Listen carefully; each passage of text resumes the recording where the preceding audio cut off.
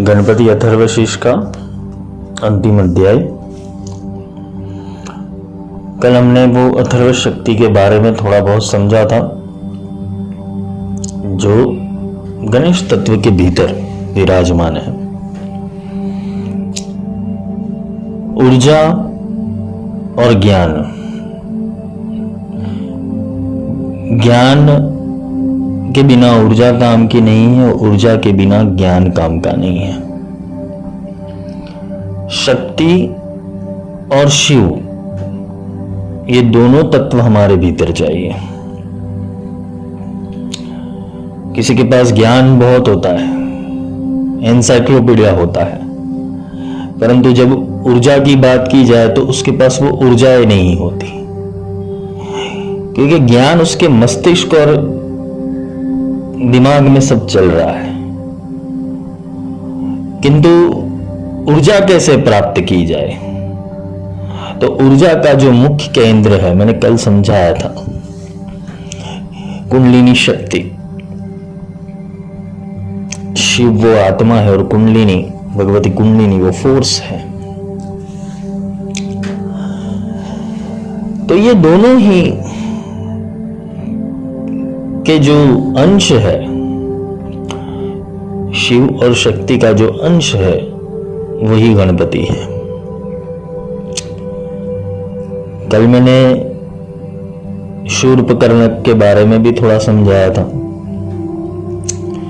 जब ध्यान में इतने सचेत हो जाता है इंसान या साधक, उस सूक्ष्म बारीकाई उसके भीतर वो प्रकट होने लगती है, उसके भीतर वो पारक पद प्रकट होने लगता है, वो ऊर्जाओं के सिद्धांत को समझने लगता है, वाइब्रेशन को समझने लगता है, होने वाली आसपास की जो घटनाएं हैं उसको अनायास उसके मानस पटल के ऊपर आ जाती है। ये तभी जाके संभव है कि जब तुम अथर्व के अंदर प्रवेश कर पाओ। मूल के अंदर खुलते ही देखो, खड्डा होगा कहीं पे भी, जमीन में कहीं पे आपने एक हॉल कर दिया और बारिश का पानी गिर रहा है, एक और स्वच्छ पानी आ रहा है और एक और मिट्टी वाला पानी आ रहा है। ऐसे ही जब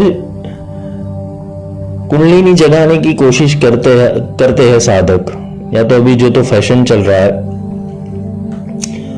कई सहस्त्रार के ऊपर, ब्रह्मरंध्र के ऊपर उसका आघात हो गया, वो शायद कोई कारणवश वो खुल गया, तो ये ब्रह्मांड में चलने वाली जो गंगा है, उसके भीतर मिट्टी भी आएगी और स्वच्छ पानी भी आएगा। आसुरी तत्व भी आते हैं और देव तत्व भी आते हैं।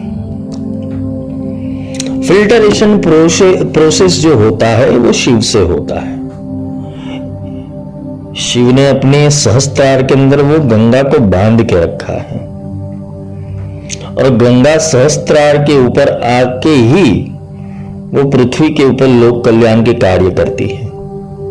उसे रोकना पड़ता है, वो फोर्स को वहां टिकाना पड़ता है, क्योंकि जैसे ही वो फोर्स नीचे चला गया तो वो महामाया जो कुंडलिनी है उसको फाड़ के नीचे चला जाएगा। तो ये दो एथरिक एलिमेंट्स है, एक है जो ऊपर से आता है, इसे नाद ब्रह्म कहते हैं, दूसरा है जो तुम्हारे भीतर चल रहा है। ये दोनों का अनुसंधान करना है। कल मैंने थोड़ा उसके विषय में लिया था। आगे जो गणपति रहस्य कहता है, अथर्वशीष जो कहता है, वो गणपति के जो अष्ट नाम है, 8 नाम है, उसके ऊपर है। यहां पर जो कल हमने समझा कि गणपति का जो मूल स्वरूप है वो क्या है, गुणत्रयातीतः कालत्रयातीतः देहत्रयातीतः त्वं मूलाधारस्थितोषि नित्यम् त्वं ब्रह्मास्त्वं विष्णुस्त्वं रुद्रस्त्वं इंद्रस्त्वं अग्निस्त्वं वायु त्वं सूर्य त्वं चंद्रमास्त्वं ब्रह्म भूर्भुवस्सुः स्वरम्। तो जो भी है वो यही ब्रह्म से बना हुआ है, यही अथर्व शक्ति से बना हुआ है। गणपति जी का जो मंत्र है, उसका जो वाइब्रेशंस है, उसके लिए की भी कल बात की थी। तो आगे के जो श्लोक है, नमो व्रातपते नमो गणपते नमो प्रमथपते नमस्ते अस्तु लंबोदराय एकदंताय विघ्न विनाशिने शिव सुताय शिव वरद मूर्ते नमो नमः। वरद मूर्ति है, ये वरदान देने वाली मूर्ति है। जब ये अथर्वा तुम्हारे भीतर प्रवेश करने लगेगा और अथर्वा से तुम्हारा शरीर सूक्ष्म स्थूल कारण महाकारण और विराट, ये तीनों ही ये अथर्व शक्ति ये सारे शरीरों के अंदर अगर वहन करना शुरू कर दी तो तुम वरद मूर्ति हो जाओगे। उसकी कृपा से ही, वो अथर्व शक्ति की कृपा ही से विघ्न विनाशिनी, तुम्हारे सारे विघ्न दूर हो जाएगी। इसे ही त्रिविध ताप बोला गया है, आदि दैविक, आदि भौतिक और आध्यात्मिक। ये तीनों ताप निकल जाते हैं, दृष्टिकोण बदल जाता है। वहां तुम अभी कार्य नहीं कर रहे हो, अथर्व कार्य कर रहा। तो अथर्वशीष की महिमा यही है। नमो व्रातपते, व्रात का अर्थ होता है समूह। जो गुण है हमारे, वो गुण के समूह को चलाने वाला जो फोर्स एलिमेंट है, उसे गणपति कहते हैं। और ये समूह के पति का नाम है, इसलिए इसे व्रातपते बोला गया है। नमो गणपतये, जो गणों के अधिपति है। नमो प्रमथपतये, जो सर्व गणों के प्रथम, जो सर्व गणों के ऊपर प्रथम अधिकार है, वो श्री गणपति का है। लंबोदरम एकदंतम विघ्न विनाशिने शिव सुताय, इस शिव जी का पुत्र है, ज्ञानी पुत्र है। इनके भीतर ज्ञान है। अथर्वशीष, अथर्व शक्ति के अंदर ज्ञान है। और वो ज्ञान कौन सा है? निर्मल। गंगा किनारे घर करूं नहाऊं निर्मल नीर, पीछे पीछे हरि फिरे कहत कबीर कबीर। तो जब ये ज्ञान की प्राप्ति हो जाती है तो वो मूल शिव तत्व को पहचान लेता है। और जैसे वो मूल शिव तत्व के अंदर डुबकी लगा देता है तो उसे अपने अनंत आत्मा का जो विकास है, या तो अनंत आत्मा का जो स्वरूप है, वो उसे समझ आने लगता है।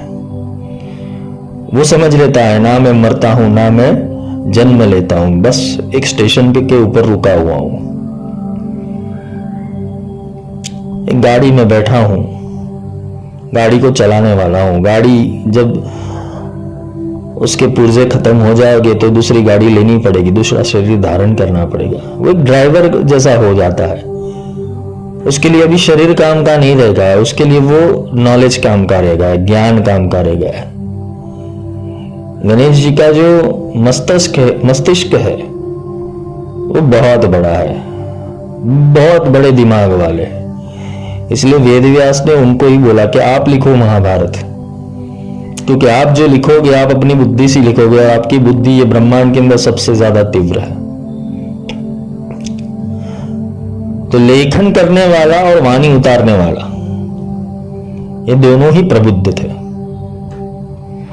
एक शिव जी का और शक्ति का पुत्र था, और जो दूसरे थे स्वयं वेद थे। तो जो ज्ञानी है और जिसने शक्ति का सिंचन किया हुआ है, वैसा ही साधक वो वेद को खोल सकता है, वो पंचम वेद को खोल सकता है, वो शास्त्रों को खोल सकता है, वो पुराणों को खोल सकता है। वो कुछ नई रचना कर सकता है।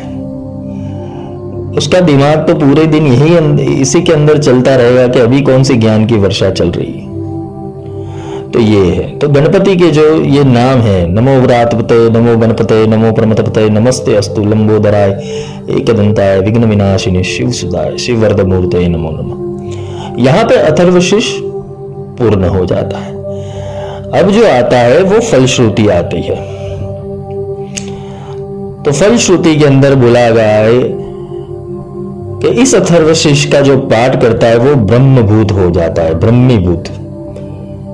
उसे ब्रह्म तत्व की प्राप्ति हो जाती है, वो स्वयं ब्रह्म बन जाता है। वह किसी भी प्रकार के विघ्नों से बाधित नहीं होता, जब ब्रह्म तुम्हारे साथ में हो, ब्रह्म की अथर्व शक्ति साथ में हो, तो तुम्हें कौन सी बाधा छूने वाली है? तुम स्वयं विघ्न नाशक होने वाले। वह सर्वतो भावेन सुखी होता है, उसका सारा भाव सुख की ओर ही होता है। इसे बोलते हैं कि दृष्टिकोण बदल जाना।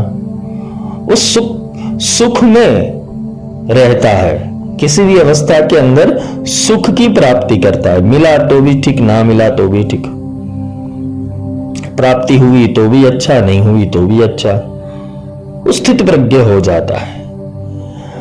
वो पंच महापापों से मुक्त हो जाता है। ये पंच महापाप कौन है?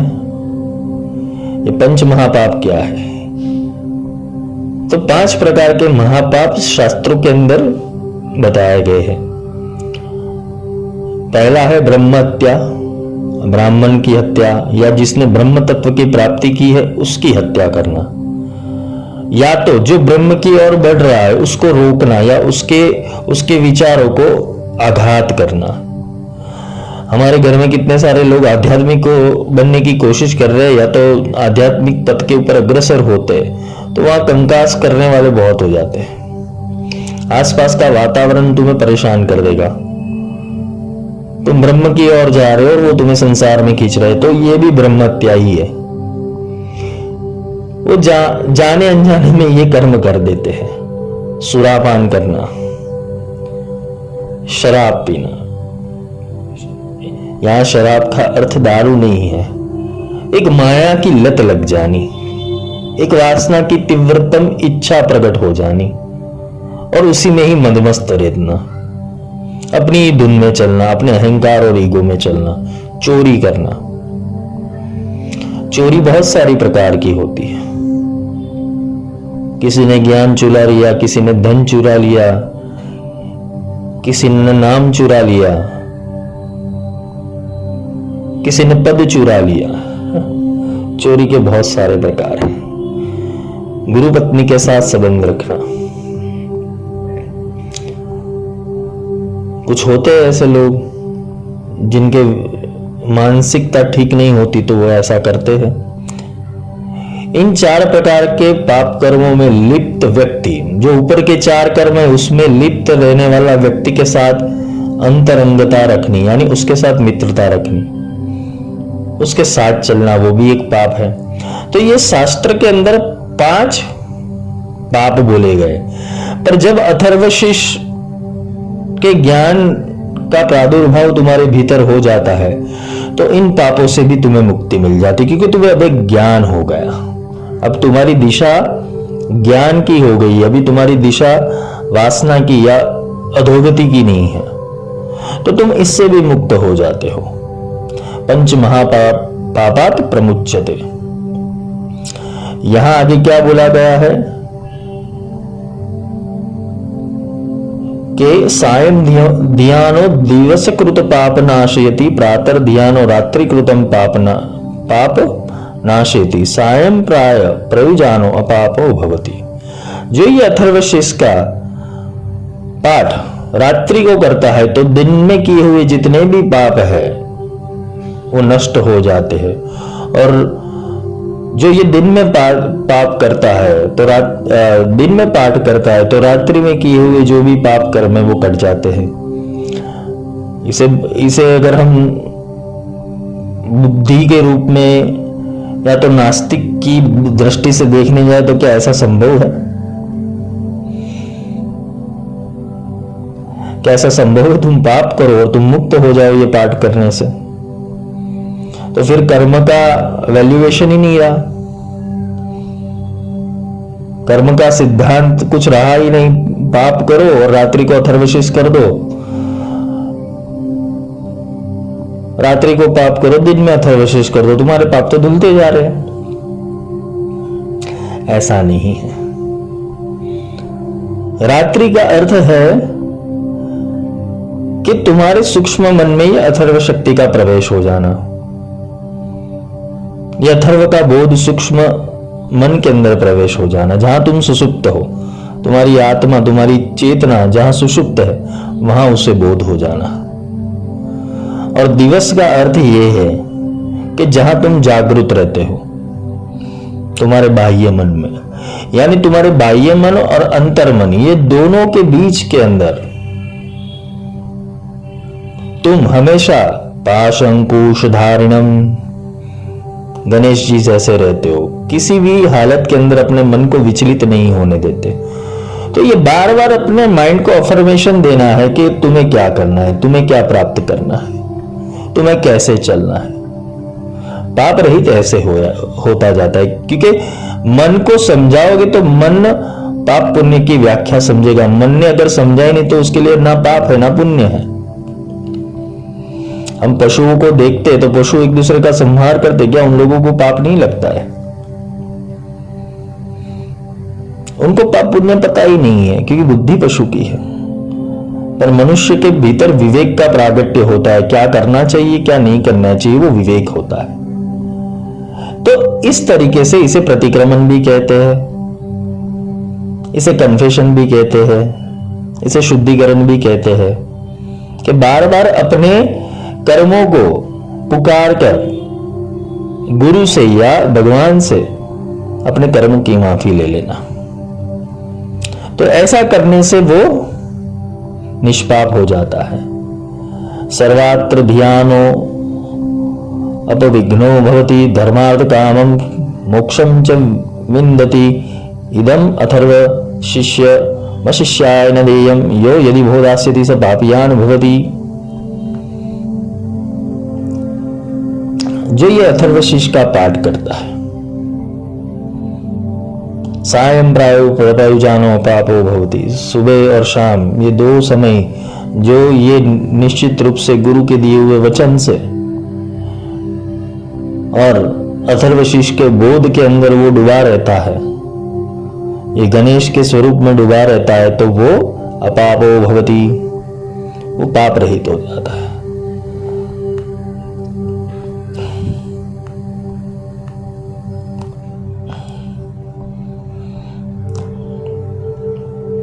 ये पाठ जो है वो सर्वत्र विघ्नों से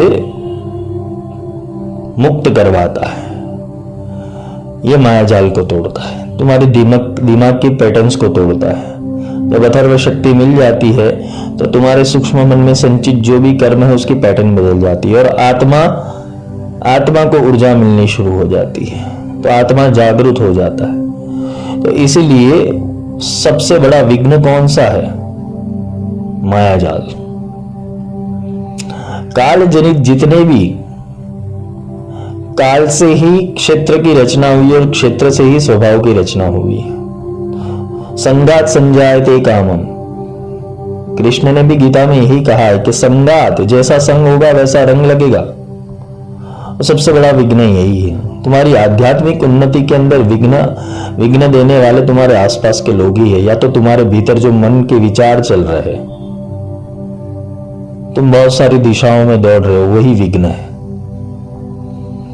तो जब ये अथर्वशीष का बोध हो जाता है, अथर्व शक्ति का बोध हो जाता है, तो सर्व जगह पाठ करने वाला, यानी हमेशा उस बोध के अंदर रहने वाला, सर्व विघ्नों से मुक्त हो जाता है।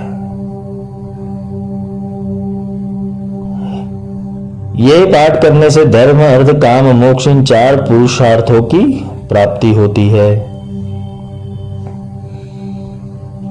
अथर्वशीष तुम्हें धर्म भी सिखाएगा, अथर्व शक्ति तुम्हें धर्म भी सिखाएगी, कार्य कैसे करना है वो भी सिखाएगा, अर्थ उपार्जन कैसे करनी है, वो शक्ति का ट्रांसफॉर्मेशन कैसे करना है, या तो जीवन का अर्थ क्या निकालना है। 2 प्रयोजन है अर्थ के। अर्थ का अर्थ ये भी होता है कि धन, और अर्थ का अर्थ ये भी होता है कि क्या अर्थ निकला जीवन का, और अंतिम मोक्ष। अथर्व शक्ति के प्राप्ति बिना मोक्ष संभव नहीं है। अथर्व वही नाद है, वही चेतना है, वही परमात्मा का स्वरूप है। बिना शब्द ना उबरे केता करो उपाय, कितने भी उपाय कर लो, कितने जप तप व्रत अनुष्ठान कर लो, यही कृष्ण ने गीता में अर्जुन को समझाया कि हे अर्जुन, जब तप दान व्रत अनुष्ठान इससे मेरी प्राप्ति होती नहीं है। अगर मेरी प्राप्ति करनी है तुझे तो जा किसी तत्वदर्शी गुरु के पास, और उनके पास जाने के बाद मेरा तत्व से अनुसंधान कर तो मेरी प्राप्ति होगी। तो यही चीज है कि मोक्ष ये अथर्व शक्ति की प्राप्ति से होती है। आगे जो बताया है वो काम्य प्रयोग दिए गए हैं।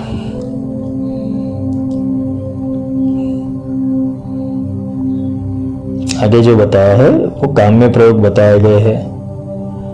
अनेन गणपति विषिंजति च वाग्मी भवति चतुर्थ्या मनस्वन जपति स विद्यावान भवति इत्यर्थवर्ण वाक्यम ब्रह्माद्यावर्णम विद्यात न विभेति कदाचिनीति। जो इस मंत्र के द्वारा गणपति का अभिषेक करता है वो वाग्मी हो जाता है। अभी गणपति कहाँ है? तो मूलाधार स्थितोष नित्यम। यह अथर्व शक्ति के द्वारा, इस मंत्र के द्वारा, इस नाद के द्वारा जब वो अपने मूलाधार के अंदर वो अभिषेक करता है तो वो वाग्मी हो जाता है। वाग्मी का अर्थ है उसे वाक् सिद्धि मिल जाती है। वो जो भी बोलता है सत्य बोलता है, उसके भीतर से निकल रहा है, उसके भीतर से वो ऊर्जा निकल रही है, वो भीतर से ज्ञान बोल रहा है, उसके भीतर से सब प्रकट हो रहा है। इसे वाग्मी कहते हैं। इसे बोलता है कि जो चतुर्थी तिथि में उपवास कर जप करता है वो विद्यावान हो जाता है। अभी चतुर्थी तिथि यानी गणपति चतुर्थी, उसके दिन उपवास कर जप करता है तो वो विद्यावान, आध्यात्म विद्या में विशिष्ट हो जाता है। मन की चौथी अवस्था जिसे तुरिया कहते हैं, इस तुरिया के भीतर जब लक्ष्य साध कर तुम बैठ जाओ अर्जुन की तरह, और ये अथर्वशीष का बोध वहां पर प्राप्त कर लो, या तो उसका क्या कहते हैं, उसका अफर्मेशन दे दो। वहां एक अपनी ऊर्जा को छोड़ के आओ तुरिया के बाद, तो क्या होता है? सविद्यावान भवति। मन की चौथी अवस्था वो चतुर्थी।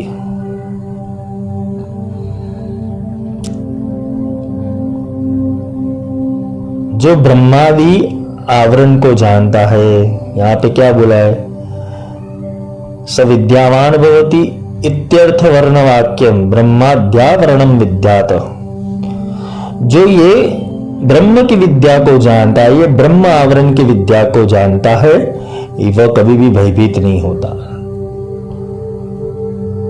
जिसको पता हो चुका है कि मेरे पास तो पूर्ण शक्ति है, वो अथर्व शक्ति है, वो मूल ब्रह्मांडीय चेतना है, और शरीर के संबंध से या शरीर से संलग्न जो भी चीज है वो मेरी नहीं है, मेरा क्या है? वो अथर्व है। जब ये इंसान जान लेता है तो उसको डर नहीं रहता। तुम रक्षक काहू को डरना, आपन तेज सहारो आपे, तीनों लोग हाँकते कापे। तुम रक्षक काहू को डरना, ये साधक के अंदर, शिष्य के अंदर दृढ़ हो जाता है कि मेरी रक्षा तो स्वयं वो महाशक्ति कर रही है, तो मेरे को किस चीज का डर। वो अभ्यास से होता है। काफी बार हालत कैसी होती है? करने जैसी हो जाती है। ब्रह्मास्त्र तो प्राप्त कर लिया, ब्रह्म विद्या तो प्राप्त कर ली, लेकिन जब युद्ध का क्षेत्र था अंतिम समय के अंदर वो ब्रह्म विद्या का विस्मृति हो जाता है। वो इसी कारण हो जाता है कहीं ना कहीं गुरुद्रोह किया हुआ है, या तो गुरु ने जिस हिसाब से समझाए उस हिसाब से तुम चले नहीं हो, कहीं पर खोट है। तुम्हारी फाइल अपलोडिंग के अंदर, तुम्हारे अंदर फाइल अपलोड करना चाहते थे तो 99.99% हो गया, 0.01% अभी फाइल बाकी थी, और तुमने अपना कंप्यूटर शट डाउन कर दिया, तो फाइल पूरी ट्रांसफर नहीं होगी, वो रुक जाएगी। तुम पूर्ण ब्रह्म नहीं बन पाओगे ना। वो जो फाइल अभी 99% डाउनलोड की वो एक्सट्रैक्ट होगी, या तो तुम उसका रिकवरी कर पाओगे, कुछ नहीं होगा। 100% पूर्ण करना पड़ेगा। इसे ट्रांसफॉर्मेशन प्रोसेस भी कहते हैं। इसे अपना स्वरूप देने को भी कहते हैं। स्वरूप निरूपण हेतवे श्री विद्या में बोला गया है। गुरु अपने स्वरूप में से ही वो शिष्य को दूसरा स्वरूप प्रदान करते हैं जो गुरु में है। तो अगर वो मिल जाता है तो वो कभी भयभीत नहीं होता है। आगे बोला है, जो दुर्वा अंकुरित दुर्वा द्वारा यजन करता है वह कुबेर समान हो जाता है। जो लाजा के द्वारा यजन करता है वो यशस्वी हो जाता है, वो मेधावान हो जाता है। और जो सहस्त्र मोदकों द्वारा यजन करता है, सहस्त्र मोदकों द्वारा यजन करता है तो उसकी मनोकामना पूर्ण होती है। तो ये कुछ साध्य प्रयोग दिखाया गया इसके अंदर, पर कैसे करनी है ये चीज? ये दुर्वा या तो लाजा या तो फिर जो मोदक है वो कैसे आहुति करनी है उसकी, या तो उसका अनुष्ठान कैसे करना है? तो वहां बोला गया, अष्टो ब्राह्मणान सम्यग्राहित्वा सूर्य वर्चस्वी भवति। तुम्हारे भीतर के 8 ब्राह्मण हैं, उनको पैदा करना पड़ेगा। 8 ब्राह्मण घर पे बुला के पूजा करने से कोई लाभ नहीं मिलने वाला। ये जो बोध है वो बहुत गहरा है। 8 ब्राह्मण क्या है? 7 तुम्हारे चक्र है और 8वां आत्मा। तो ये 8 ब्राह्मण के द्वारा ये अगर अथर्व शक्ति का साम्यक ज्ञान प्राप्त कर लिया तो वो सूर्य समान तेजस्वी हो जाता है, क्योंकि चक्रों के भीतर भी वो अथर्व शक्ति ही वहन करने वाली है। तो जहां जहां ब्रह्म जाएगा वहां वहां वो ब्राह्मण बनाता जाएगा। ये 7 चिरंजीवी भी यही है, और 8वां तुम्हारा आत्मा।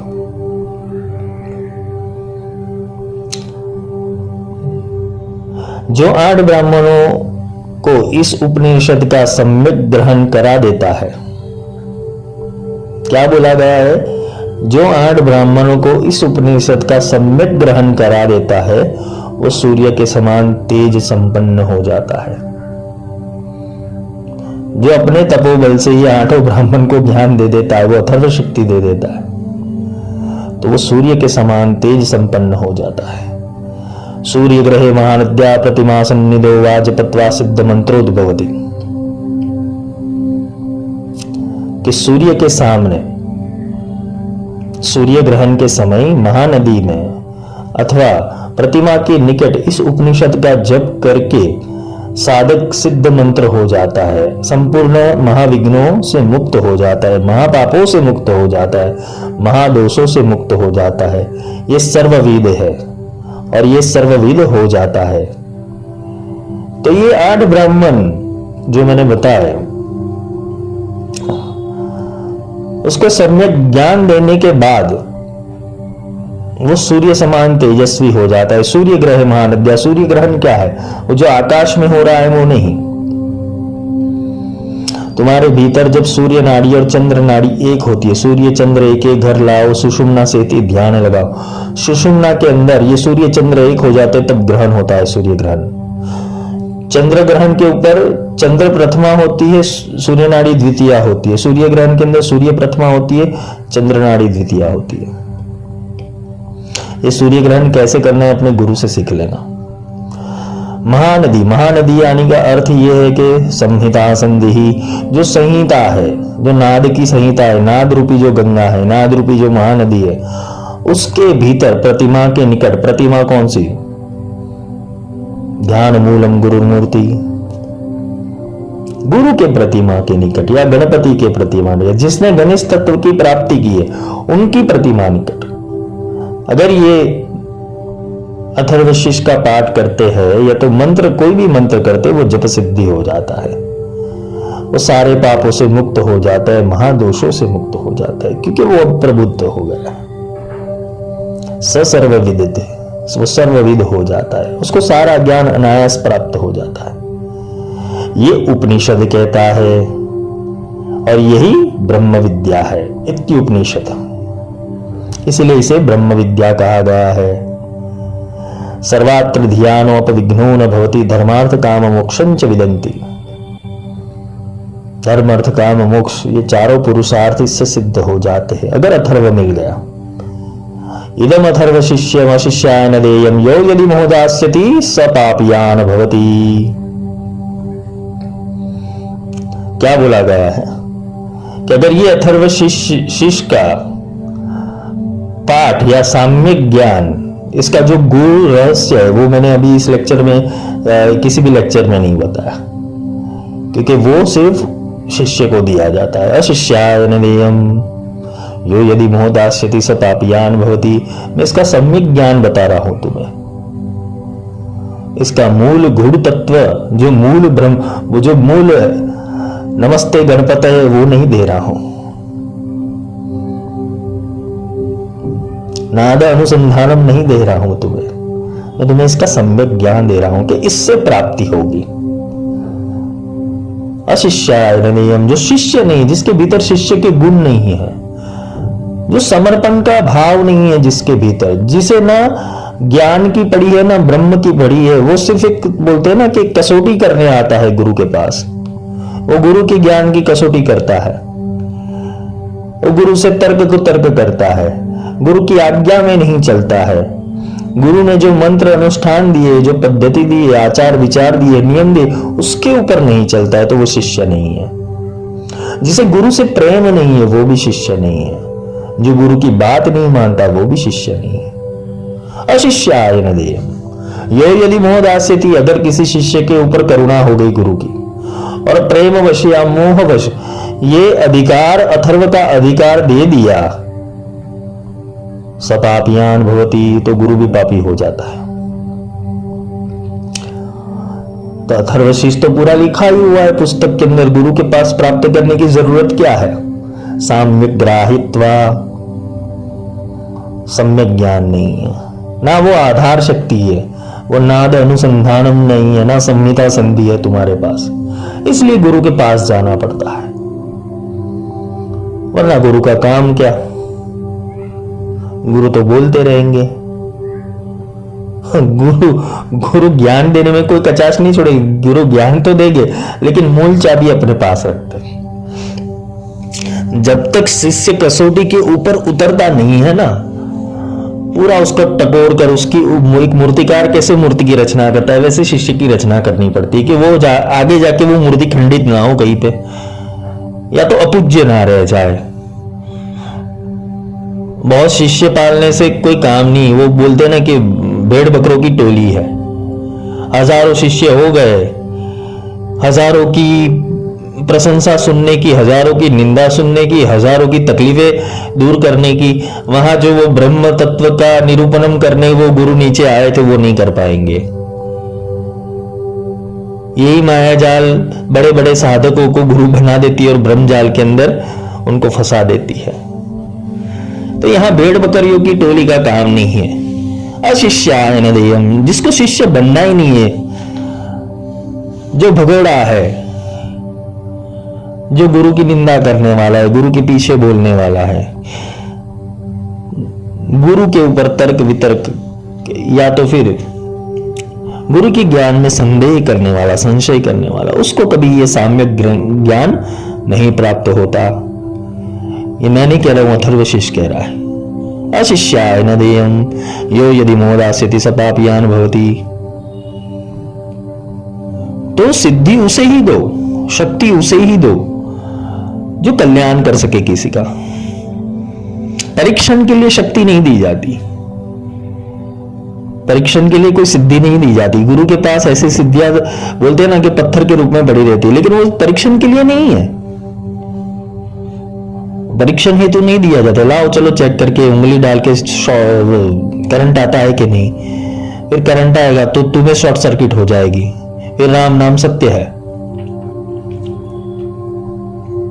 उसे ही दिया जाता है जो विनायक बनता है, वो प्रतिमा बनता है। वो गुरु की प्रतिमा जब खुद उसके भीतर प्रकट होने लगती है, एक एक वचनों को संभाल के वो चलता है। वो एक स्थित प्रज्ञ की अवस्था में जब शिष्य प्रवेश करता है, वो लंबोदर बन जाता है, वो विनायक बन जाता है। जब ऐसा भक्त हो, ऐसा शिष्य हो, ऐसा साधक हो तो उसके ऊपर कृपा भगवती उतारती है। गुरु तो मात्र निमित्त होता है, वो सिद्ध कुंजिका लेके ताला खोल देता है गुरु सिर्फ। फिर ऐसे शिष्य जाके करते क्या है बाहर? अशिष्यायण नियम क्यों बोला गया है? ऐसे शिष्य जाके फिर वो आध्यात्म विद्या का व्यापार करते हैं। मेरे ही जीवन में कुछ ऐसे शिष्य है जिनको आत्मविद्या तो दी, फिर जाके उन्होंने क्या किया तो भगवान जाने।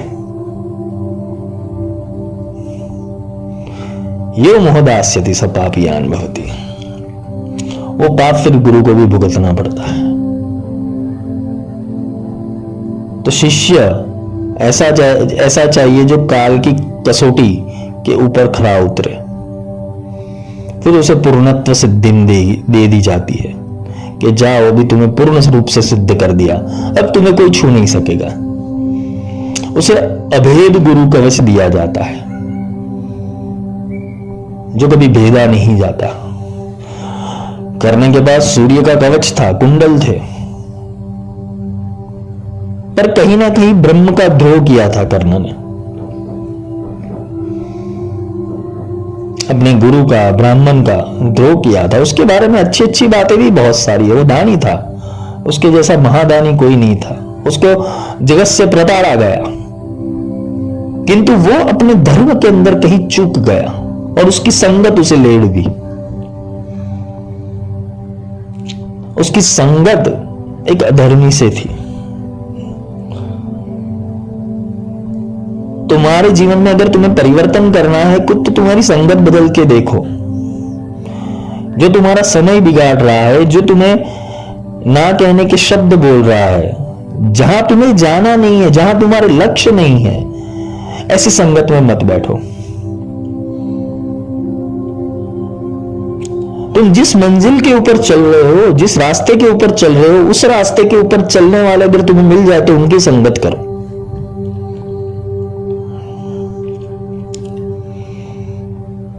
तो 1 से भले 2, 2 से भले 4, 4 से भले 16 तब हो सकता है, लेकिन सबकी बुद्धि समान होनी चाहिए, सब गुरु भक्त होने चाहिए, या तो आध्यात्मवाद के ऊपर चलने वाले होने चाहिए।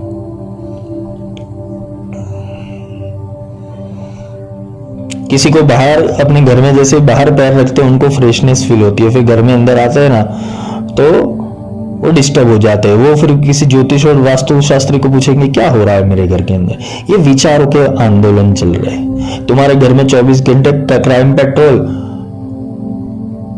क्राइम पेट्रोल और सीआईडी चल रहा हो, सावधान इंडिया चल रहा हो, तो और साथ में वो एप्लीकेशन एक दूसरे के ऊपर तुम कर रहे हो, तो नेगेटिव वाइब्रेशन चलने ही वाले। जहां शास्त्रों का अभ्यास होता हो, जहां गुरु के सत्संग का अभ्यास होता हो, जागर सदगुरु संगत नाही, भूत बसे दिन माही। तुम्हारे जीवन के अंदर नेगेटिविटी इसीलिए है, भूत बसे दिन माही। सब लोग भूत बन के भटक रहे हैं, कोई इधर चला कोई उधर चला, हर किसी के स्वभाव एक दूसरे से मिलते नहीं। अंतिम परिणाम निरर्थक जिंदगी। तुम्हें कहीं शांति नहीं मिलती।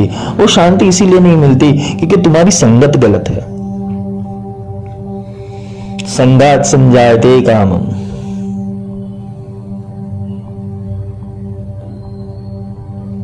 तो अपने पुरुषार्थ को सही दिशा में मोड़ने के लिए, अपने कर्म को सही दिशा में मोड़ने के लिए अच्छे लोगों की संगत में बैठना शुरू करो। और अगर अच्छे लोग मिल नहीं, तुम्हें लग रहा है कि दुनिया खराब है, दुनिया के सारे लोग बोलते हैं ना कि बेवफा है, तो तुम किसी की भी संगत मत करो, अकेले रहो।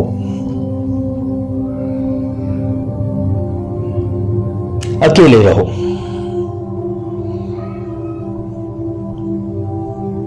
अकेले अपने भीतर ध्यान लगाओ, अपने आत्मा में ध्यान लगाओ, या तो किसी मंदिर के अंदर बैठ के भगवान के सामने आंख बंद करके बैठ जाओ, उसकी संगत करो। क्योंकि ये सारे वाइब्रेशन और ऊर्जा पूरे आकाश मंडल में चल रहे हैं और तुम्हें फंसाने के लिए कोई ना कोई रूप धारण करके वो अंदर से बोलेगा लो मैं आ गया। वो भूत ऐसे ही प्रकट होते हैं ना जीवन में। तुम कुछ अच्छा कार्य करने जा रहे हो तो विघ्न ऐसे ही प्रकट होते हैं, किसी के अंदर प्रवेश करके। मंदिर जा रहा है, क्यों जा रहा है, क्या मिलने वाला है तेरे को, ये क्या मंत्र कर रहा है, ये क्या बातें सुन रहा है, ये क्या सत्संग कर रहा है, ये अभी उम्र है, चलता रहेगा। तो जिसको ब्रह्म की जिज्ञासा है, अथा तो ब्रह्म जिज्ञासा, अथा तो धर्म जिज्ञासा, जिसको परमात्मा की जिज्ञासा है, जिसको वो परमात्मा की खोज है, जिसको वो आध्यात्म तत्व की खोज है, वही इस मार्ग के ऊपर चले और वो खोज पूर्ण रूप से करे। कुछ बोलते ना प्राप्ति, अध्यात्म में कुछ प्राप्ति है ही नहीं, सब खोना है। सब खो दोगे तो प्राप्त तो तुम्हारे भीतर ही पड़ा हुआ है, वही निकालना है बाहर। कीचड़ के अंदर हीरा गिर गया है, वो कीचड़ को साफ करना है। तुम्हारे मन बुद्धि अहंकार चित्त के अंदर जो भ्रमणा है, जो शंका है, जो कुशंका है, जो घृणा, जो निंदा, जो क्रोध, ये सब जो भरा पड़ा हुआ है, जो दुर्गुण भरे पड़े, उसको साफ करना है। तो भीतर से अपने आप वो हीरा निकलेगा चमकदार, वो मनी अपने आप निकलेगी, वो कौस्तुभ बने अपने आप निकलेगी तुम्हारे भीतर से।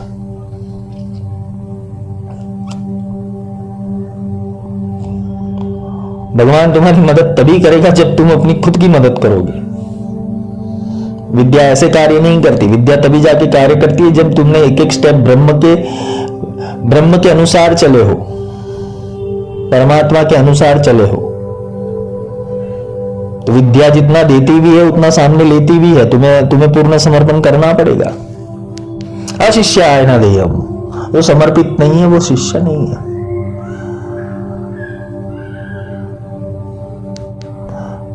अथर्वशीष का बोध यही था